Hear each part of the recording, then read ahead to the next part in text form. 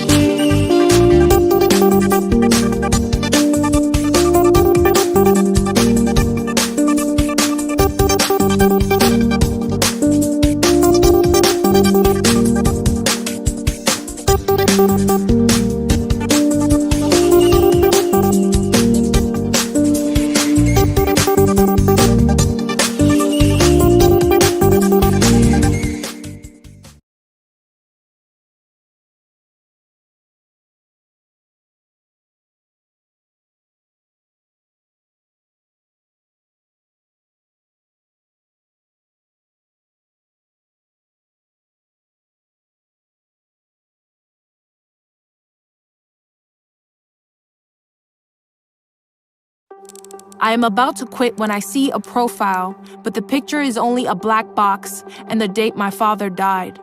Although the profile is private, I can see some posts, including condolence messages. I will always miss Pops, writes a girl named Andrea, and my heart thumps in my chest. I write a quick sentence and press send before I can stop myself. There is no way. She can't know who I am once she sees it.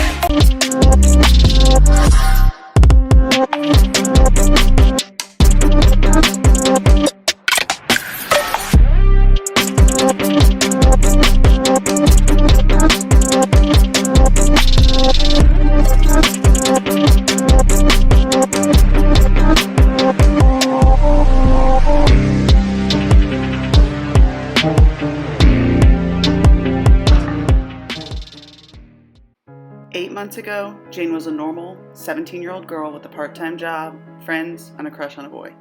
7 months ago, Jane was kidnapped by a monster.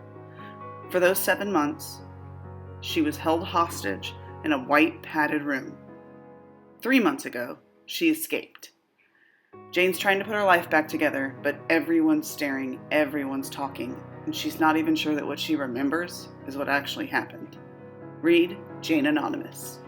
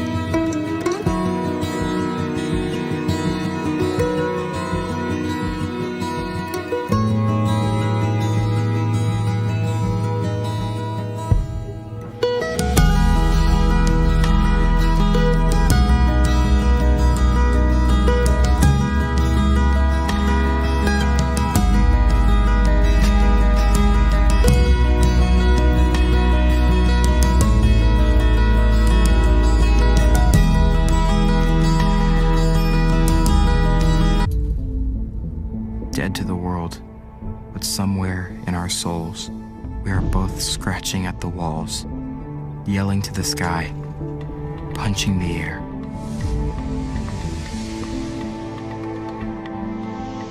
To let everyone and everything know that we are in here, still alive.